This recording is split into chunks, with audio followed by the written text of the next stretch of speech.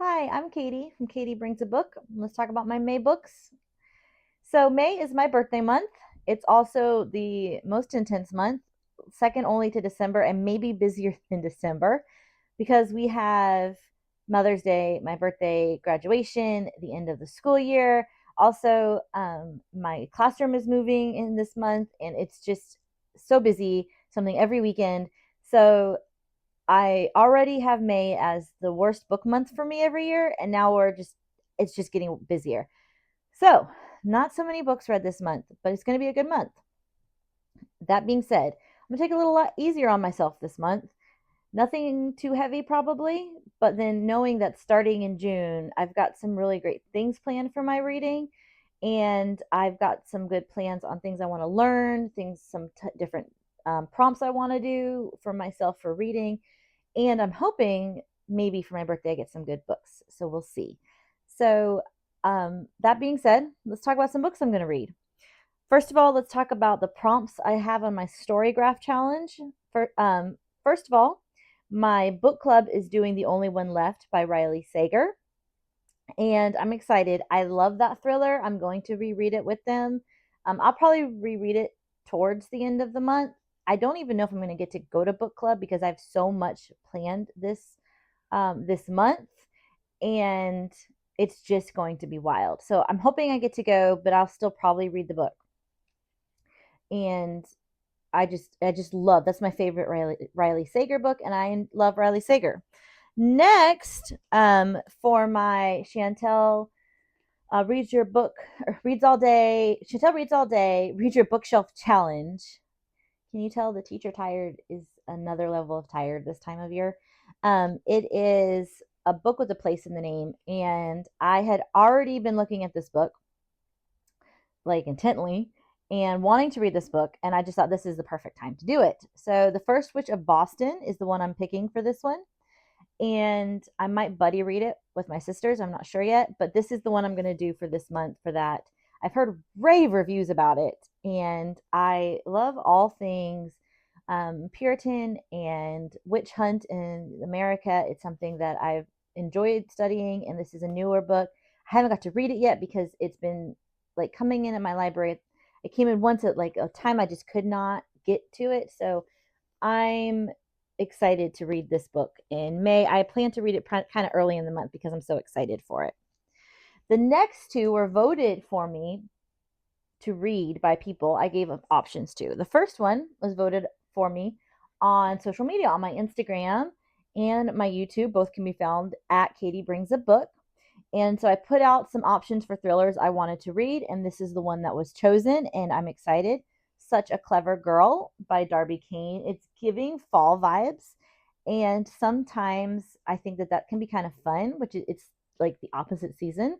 So I'm excited to read this one. Small town thriller. Um, the Tanner family has vanished without a trace 15 years ago, and it's their Aubrey Tanner returns. She was the daughter, and she's trying to find out what happened. And there's a few women that know something, and so she's trying to find out from these women. I got this on a date with my husband, and I haven't gotten to read it yet. So I am really looking forward to this thriller. It's a author who's written romance and now is moving to thrillers, so I'm looking forward to seeing how she does. The next one is the one picked for my students from this list for the last school year, so I'll read this at some point while I'm still in school. And I am not sure how I feel about this one, but I'm excited. I've heard good things about it. It's the Bletchley Riddle. We are finishing up our World War II unit. And we did talk about the Bletchleys and the Bletchley and the Enigma machine and code breaking, and they chose this one for me to read. And so I am excited. It's got like codes for you to break in here, from what I understand, and it's got all kinds of things in here. So people that have read it say it's really good. So this is the one my students picked for me. Also, there is a Goodreads challenge opening up May 1st, AAPI Heritage Month. That I believe is Asian American Pacific Islanders Heritage Month.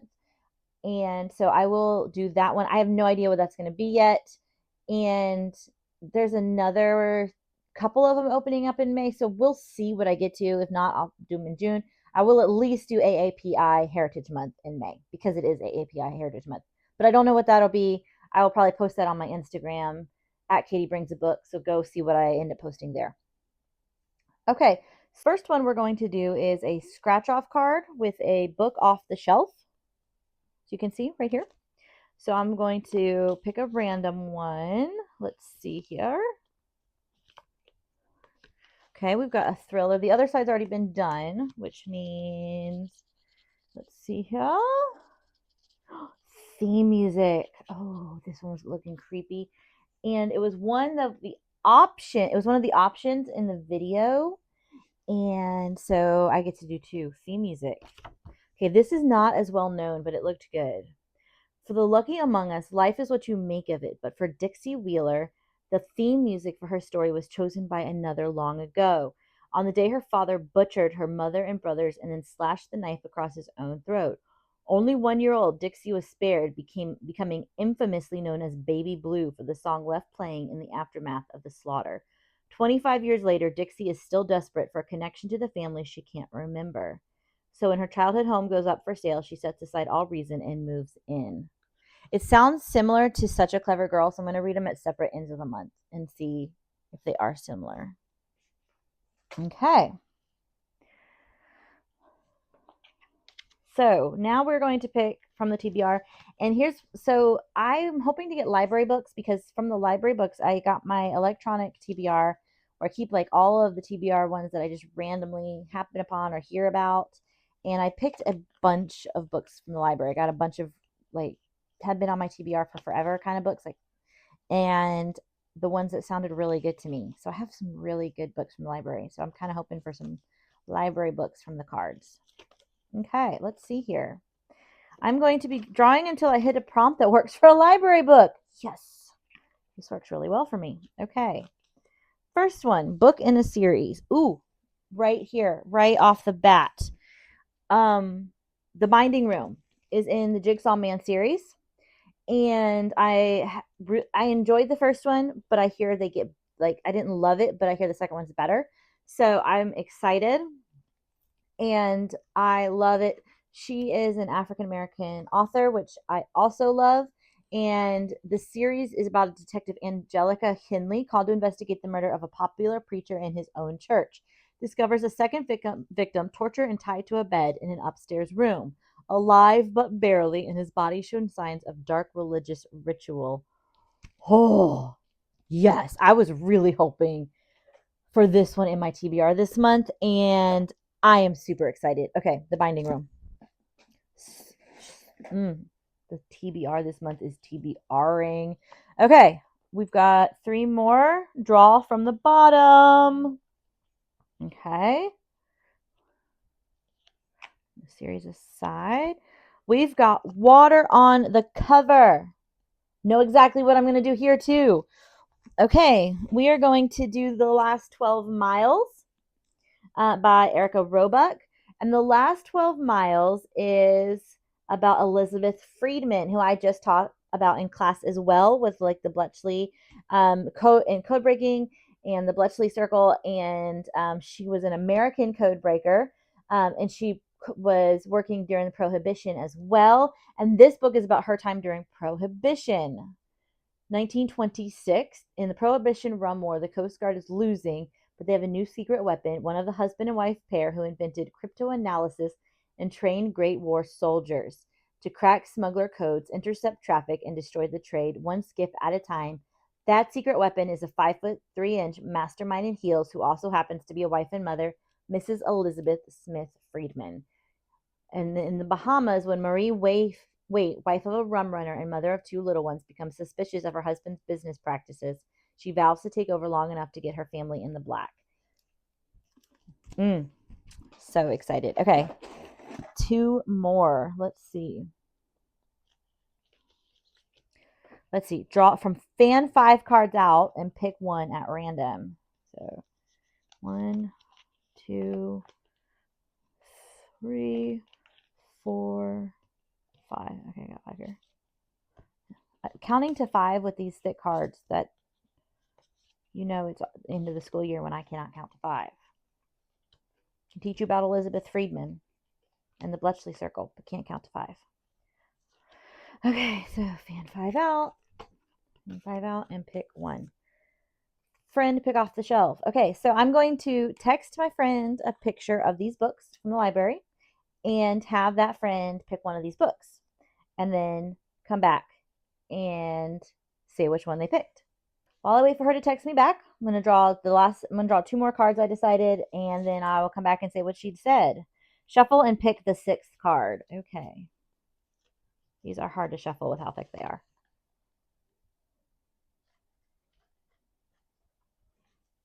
Shuffle and pick the 6th card. 1, 2, 3, 4, 5, 6. Random letter generator. Grab my tablet.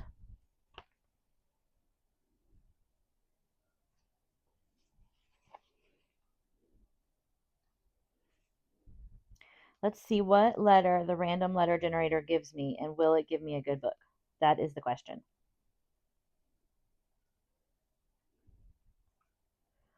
Random letter generator. Let's see. Random letters from A to Z. I know this is taking a minute.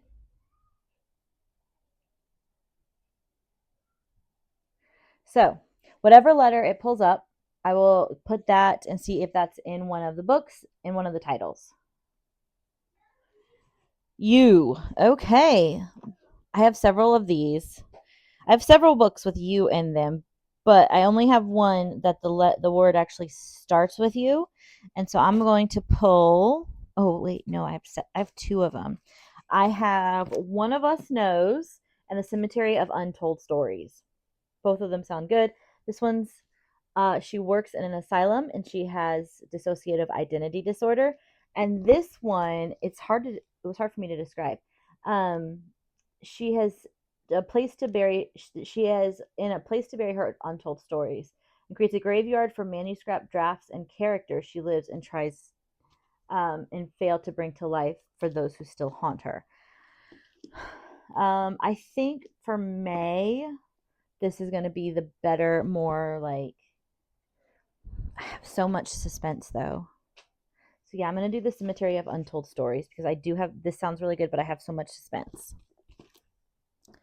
So Cemetery of Untold Stories. And we're going to do one more. I just put my cards down. Okay, one more, and then I'll come back and say what my friend chose. Pick the 5th card. 1, 2, 3, 4, 5. Fantasy. Don't know that I have. I don't have any more fantasy over there. So I'm going to pick this fantasy book I got from Book of the Month this last month,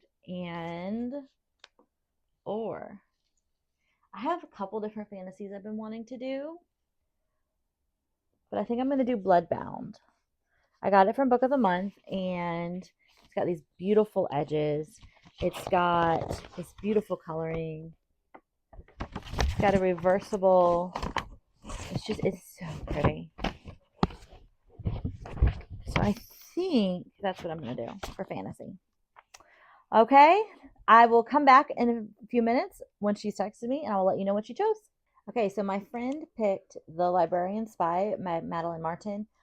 I was so hoping this book would be picked because I heard her on a panel at the Amelia Island Book Festival, and I haven't read one of her books since I've heard of the panel. I've read one of her other books, and now I've been following her on Instagram as she travels, and she is at the location right now in the city in Lisbon, Portugal, where she talks about in this book. And so I was going to probably read it anyway, but I really want to read this book. So I'm so excited for this book.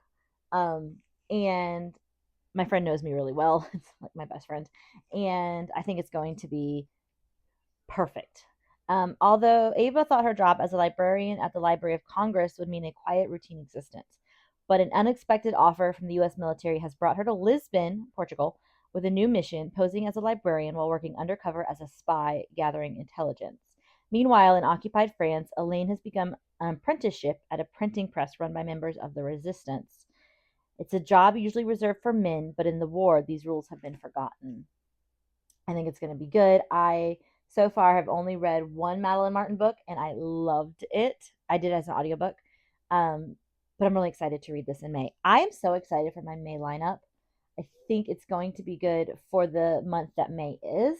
So, this is Katie. Remember to always bring a book. And in May, I've got several to choose from. See you later.